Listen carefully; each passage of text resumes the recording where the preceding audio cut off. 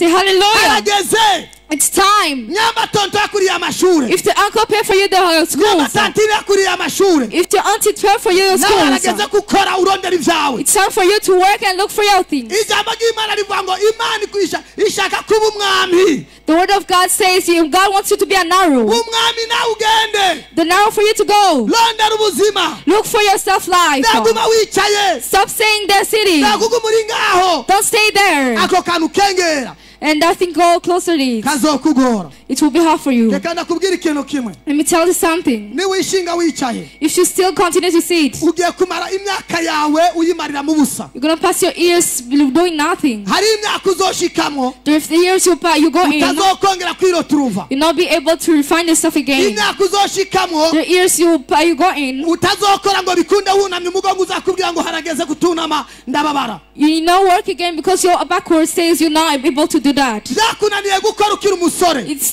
still for you to work when you're still young. niwamara gusaza ntuzobishobora When you be old, you'll not be able to work. byakunaniye gusoma ijambo bigikunda It was hard for you to read the word when it was you were able niwamara to do. gukura amaso azozima ntuzoba ugisoma ijambo ngo When you bikunde be old, your eyes will be not able to read the word. tangura ukore Start working. umusaza yakubwira When an old person tells you, abakozi b'Imana bakubwira when the prophet tells you, ngo mwebwe ngo murabashaje then you tell him you're just too old. ngo mwebwe ngo muri muri generation ya kera You're in the old generation. ngo murabatama iby'ubu ntabyo muzi The old people, you don't know about the things which are now. hari inyigisho nyinshi There are many teachings uca bakubwira ngo that they tell you and they say, abakizwa ntibagwara Christian people are not sick. abakizwa ntibakena When you're a Christian, you're not poor. ariko baraba ubuzima bwabo But when you look their lives, ugasanga n'abatindi n'abakene impuzu zaratabutse you find them they're poor, even the clothes are torn. umwana w'ubu A child of now, wamubwiye ngo mwana nzanira amazi you tell him, go look for me water, please. agaca yicara Then she'll sit. ngo manderere bobosika bababa She'll talk in the tongues. ngo mpemu yera